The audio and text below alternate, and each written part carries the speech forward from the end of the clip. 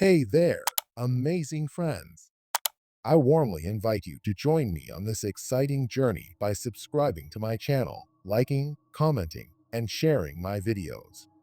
Every like, comment, and share brings us closer together and fuels my passion to create more great content. Your support truly makes all the difference. Thank you for being the heart of this community. Blood-soaked rites beneath the throne, the forgotten rituals of medieval rulers that still haunt scholars today. In the twilight gloom of a dilapidated archive buried beneath an ancient cathedral's foundations, a researcher stumbled upon a trove of manuscripts so unsettling that he left with his hands trembling and his heart hammering. The fragile parchment, mottled by time and stained with something suspiciously dark, described a sequence of obscure ceremonies linked to a powerful yet largely forgotten medieval dynasty. At first glance, the references seemed too grotesque to be genuine rituals that demanded the spilling of blood beneath their royal throne, offerings made under moonlight in secret crypts, and the invocation of arcane forces that official church records had long declared heretical. But the diaries, letters, and coded journals in that hidden chamber did not read like fevered nightmares or cautionary fables. They bore all the precision and solemnity of eyewitness accounts. The puzzle that emerged from these texts was both tantalizing and terrifying. That certain medieval rulers, revered by their people and glorified by official histories, had concealed from the world a series of dark rites, an intricate tapestry of blood-soaked ceremonies they deemed vital to maintaining power and influence, even at the cost of their own humanity. Over time, scattered references to these ceremonies have surfaced in footnotes of academic treatises or the dusty pages of local monastic records. Yet mainstream scholarship has largely dismissed them as rumors or deliberate propaganda concocted by political enemies. Only in recent decades, with the discovery of more direct evidence in remote archives and the quiet confession of certain inherited noble families, has the academic world begun to piece together a shocking truth. Behind the grandeur of medieval courts, behind the pageantry of coronations and royal decrees, there existed an undercurrent of ruthless, archaic ritual, a clandestine tradition that some watchers believe shaped the destiny of entire kingdoms. Legends of hidden rites are nothing new in the realm of European history. Countless folktales speak of kings who bargained with demonic powers in exchange for victory on the battlefield, or queens who consorted with forest spirits to preserve their youth and fertility. But the revelations from these newly uncovered manuscripts go beyond the realm of folklore. They depict carefully orchestrated liturgies involving high nobility, senior clerics, and a circle of specialized attendants referred to only as the Midnight Keepers. In private chapels or secret crypts located beneath major royal palaces, the watchers of these ceremonies enacted rites that combined elements of Christian worship with far older pagan traditions. Recitations of psalms would morph into incantations of a language reminiscent of Druidic tongues, while relics of saints shared space with petrified animal skulls on an altar. The watchers studying these accounts note with morbid fascination that the rites often ended in a sacrifice, sometimes symbolic, sometimes alarmingly real, aimed at appeasing or compelling what the texts call the old guardians of the throne. The watchers interpret these old guardians as either ancestral spirits, local forest gods, or even malevolent entities disguised as protective deities. The participants believed that failing to perform the ceremonies at prescribed intervals could invite disaster, crop failures, dynastic collapse, or even deadly plagues.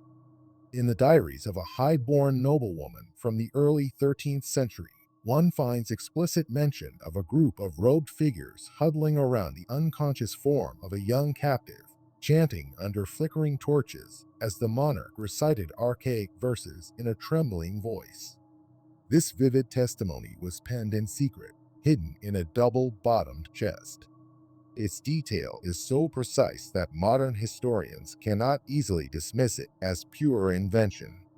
According to this noblewoman's account, the sacrificial blood was collected in a chalice and, through a method that combined Christian symbolism with older pagan motifs, was sprinkled around the base of the throne, an offering that supposedly renewed the monarch's bond with the land itself. The watchers who read these disturbing narratives also notice references to the deeper oath, an unspoken agreement that bound the monarch not just to the realm, but to the intangible forces believed to undergird its stability. The oath demanded a cyclical replenishment of life force, something these records call the old blood tithe. Some watchers interpret it metaphorically as a representation of the human cost of governance in a brutal era. But the repeated mention of physical sacrifice complicates that reading. A handful of historians wonder if certain missing persons or suspicious disappearances might be linked to these clandestine ceremonies. After all, medieval times offered myriad ways to silence questions. Plague, famine, and war could conveniently mask even the foulest of deeds. If one were to believe the diaries, a convenient scapegoat was often arranged, someone from the fringes of society, such as a condemned prisoner or a wandering vagabond, whose vanishing would stir minimal inquiry. In one letter from a lesser-known bishop, discovered in a remote monastic library, the writer pleads with an unnamed king to end the unholy tributes, warning that continuing them would invite the condemnation of Rome. The letter abruptly breaks off, as if the bishop, mid-sentence, realized the risk of committing such accusations to paper. Another letter by a cardinal writing from Avignon hints that the Holy See was aware of certain demonic influences in high places, but chose a policy of silence rather than open confrontation, possibly for fear of fracturing Christendom or inciting political turmoil. For historians, these partial references paint a chilling picture of power so entrenched that even the Church dared not openly challenge it. Explaining how these hush-hush practices took root in medieval courts involves delving into the worldview of the era. Rulers faced constant threats, epidemics of plague, barbarian invasions, rebellions among nobles, and the precariousness of producing an heir. In times so unstable, the watchers reason, it might not be surprising that a desperate king or queen would cling to any advantage, any form of arcane or spiritual power, to secure their dynasty. Across Europe, fragments of pagan traditions persisted among rural folk, integrated into the local brand of Christianity. Some watchers believe that certain monarchy lines, particularly those from regions that had more gradual or incomplete Christianization, never fully surrendered their pagan roots. Instead, they fused them with Christian liturgy, cloaking archaic rituals under the semblance of religious ceremony. These watchers point to iconography in surviving cathedrals that merges typical biblical motifs with symbols from pre-Christian lore. The watchers see them as subtle hints of a secret syncretic faith that thrived behind closed palace doors. The watchers outside mainstream academia might call it an unstoppable illusions overshadow illusions scenario, where official narratives overshadow the monstrous truth. One of the darkest claims gleaned from the diaries is that these blood-soaked rites were intimately tied to coronation ceremonies. On the surface, a medieval coronation was a grand affair, replete with church blessings, sumptuous feasts, and the acclamation of the realm's barons. But the watchers suspect that beneath the public spectacle, in the crypt of the cathedral, or in a hidden chapel within the castle, a parallel, far more harrowing ritual took place. Possibly at the stroke of midnight, the monarch to be would kneel before a small, secret altar. In the flickering torchlight, robed figures chanted in an archaic language, and the monarch's hand might be cut so that droplets of blood spattered a stone slab. Then, an elder figure, sometimes the monarch's predecessor or a designated keeper, would recite incantations binding the new ruler to both the land's fertility and the guardianship of ancient spirits. The watchers who see these diaries confirm that, to the participants, it was not savage or diabolical, but a solemn duty ensuring the monarchy's success. In their eyes, the realm's well-being hinged on bridging mortal governance with the intangible primal forces of nature. Without these rites, famine or plague might ravage the kingdom, or so they believed. The Watchers can only speculate on how many kings or queens participated under duress or wholeheartedly. Indeed, some diaries mention newly crowned rulers trembling, tears streaming down their faces, uncertain whether the greatest terror was the rite itself or the possibility of doom if they refused. The Watchers note that for them, illusions overshadow illusions, the monarchy's grandeur overshadowed by personal dread. The Watchers also point to the phenomenon of haunted thrones, a motif that recurs in local legends across Europe. The Watchers see these as remnants of the energies or spirits invoked by repeated blood rites beneath the seat of power. In certain palaces, rumors swirl of disembodied whispers heard at night near the throne room or spectral apparitions robed in old regalia drifting along corridors. Some Watchers interpret it as normal ghost lore. Others suspect that the blood rituals left a residual spiritual footprint. One particularly chilling anecdote from a traveler in the 16th century describes an evening spent in a small castle, where, after midnight, he saw a faint red glow emanating from beneath the dais where the throne sat. The Watchers interpret that as a possible leftover effect of the rites once performed there. Meanwhile, official records from that region remain silent, either out of ignorance or complicit secrecy. The Watchers who connect these threads marvel at how effectively these dark ceremonies were concealed. The monarchy's universal glamour in medieval times overshadow illusions. The masses saw pomp, splendor, and perceived divine right, never suspecting that literally beneath the throne might lie a stained stone slab. But from the vantage of modern scholarship, the Watchers see a synergy of fear, loyalty, and a deeply ingrained sense of spiritual necessity that kept participants silent. Those who questioned or threatened to expose the secret likely faced dire consequences. A half-finished letter from a court scribe references the gloom behind the dais and begs a friend to help him flee the kingdom. The letter ends abruptly, leaving Watchers to suspect he was discovered. Another note from a visiting bishop hints that he had glimpsed the red basin in the crypt but refused to elaborate, perhaps frightened for his life. Over centuries, these scraps formed a patchwork that only recent cross-referencing of archives has begun to unravel. Of course, mainstream historians are cautious. They point out the difficulty of verifying diaries that might be forgeries, the chance that references to blood rites are symbolic, or that the monarchy's rumored ceremonies were no more than dramatized rumor. Sober voices remind us that medieval times were rife with propaganda aimed at dethroning enemies, often labeling them heretical or occult practitioners.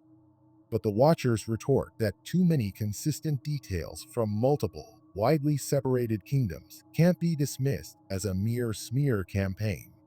The Watchers see a pattern repeated from the British Isles to the Iberian Peninsula, from Scandinavia to Eastern Europe.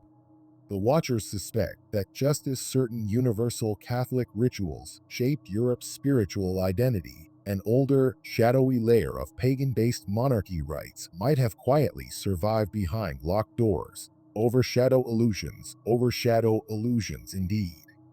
Even more unsettling is the Watchers' speculation on the broader impact. If these rituals were real, how many historical events or power shifts might have been influenced by them? Could the success or downfall of certain monarchs hinge on whether they faithfully continued the blood oath at key intervals? Some Watchers propose that periods of catastrophic famine in certain eras might have correlated to a sudden break in the continuity of these ceremonies, possibly due to a new monarch refusing the rites. Others link expansions of empire to particularly fervent or violent ceremonies that invoked a war aspect of the old guardians, fueling expansions at the cost of untold bloodshed. The Watchers see illusions overshadow illusions here. official history overshadowed by the ephemeral but powerful currents of hidden ritual. Finally, the Watchers must address the question of whether any of these rites survive into modern times. The Watchers rummaging through noble family archives occasionally find cryptic references to a night of the red moon or a shadow ceremony, as though certain lineages still uphold the tradition in a diluted or symbolic form. There are unverified rumors of high society gatherings in remote castles under a sealed vow of secrecy, where the memory of these archaic customs might still linger. Yet in the public sphere, no one would dare admit to such barbaric acts. The Watchers remain divided. Some argue it's improbable that these grim rites survived the Enlightenment and modern rationality, while others point to the unstoppable illusions overshadow illusions that remain. Possibly a few old lineages, clinging to their genealogical pride, maintain a semblance of these traditions, if only as a symbolic reenactment at best. Without concrete evidence, the Watchers can only guess. In the end, blood-soaked rites beneath the throne, the forgotten rituals of medieval rulers that still haunt scholars today, stands as a testament to the complex interplay of power, fear, and spiritual desperation that once gripped Europe's courts.